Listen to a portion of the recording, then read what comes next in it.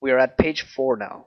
I title this as On the Day of Judgment, because that is the day we will be resurrected, and those who did not observe, perform, and establish the Salat, the contact prayer, correctly will not be able to do the following positions correctly, according to Surah 68, verse 42 to 43, and Surah 77, verse 48. As I said on page 3, this will be explained here on page 4. I'm going to start with Surah 68 from verse 42, and it ends at verse 45, as it says, أعوذ بالله من الشيطان الرجيم بسم الله الرحمن الرحيم.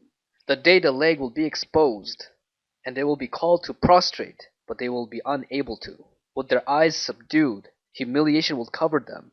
They were called to fall prostrate when they were whole and able. Therefore, let me deal with whoever denies this hadith.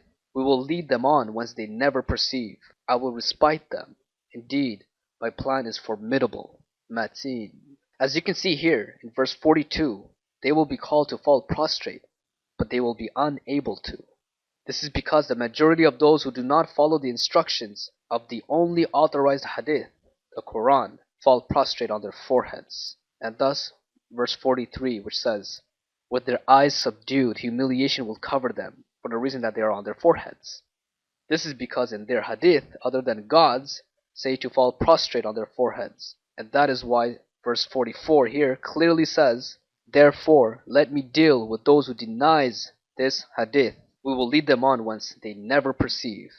Meaning God's only authorized hadith is the Quran, and most people won't even have a clue that they are in error. And verse 45 is very prophetic. Now, that covers the prostrations.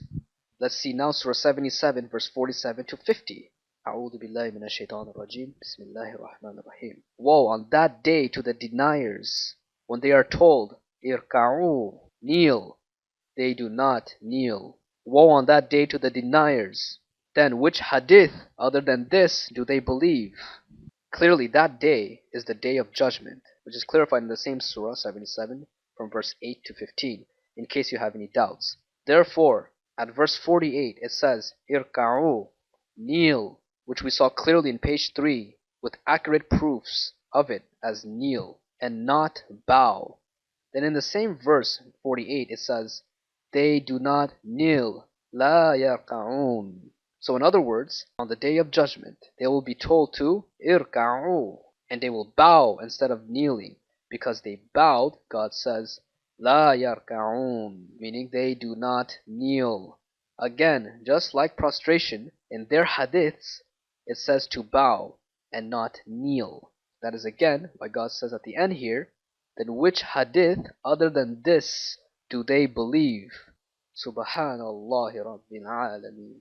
Thus, the Master of the Judgment Day, Surah 1 verse 4, God will ask those who follow the hadiths other than His only authorized hadith, the Quran, to kneel and prostrate correctly, just like I proved to you on page 3. It's a predetermined fact that most cannot.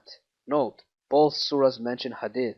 This is a powerful, clear proof to back up what I said on page 3, which page 3 itself suffices with its proofs. God bears witness between me and between you, the viewer. وَإِنَّنِي بَارِيٌ مِمَّا تُشْرِكُونَ. And indeed, I disassociate from whatever you associate, except Allah, God.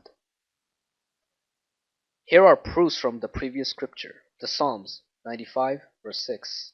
Prophet David parallels worship and bowing down with kneeling before Yahweh, God. Oh come, let us worship and bow down, let us kneel before Yahweh, our Maker. And the 2 Chronicles 6 verse 10 to 13 says, so Yahweh has fulfilled His word which He spoke, and I fulfilled the position of my father David, and sit on the throne of Israel, as Yahweh promised, and I have built the temple for the name of Yahweh, God of Israel, and there I have put the ark, in which is the covenant of Yahweh, which He made with the children of Israel. Then Solomon stood before the altar of Yahweh, in the presence of all the assembly of Israel, and spread out his hands. Now he had made a bronze platform, 5 cubits long, 5 cubits wide, and 3 cubits high, and had placed it in the center of the outer court. He stood on the platform, and then knelt down before the whole assembly of Israel, and spread out his hands towards the heaven. And then he said a famous prayer.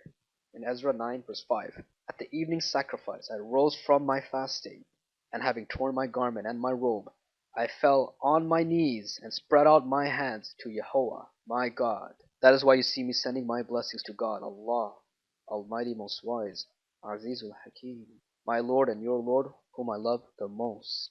This concludes page 4, and God knows best. And now, the proof and reasoning for the Allahu Akbar.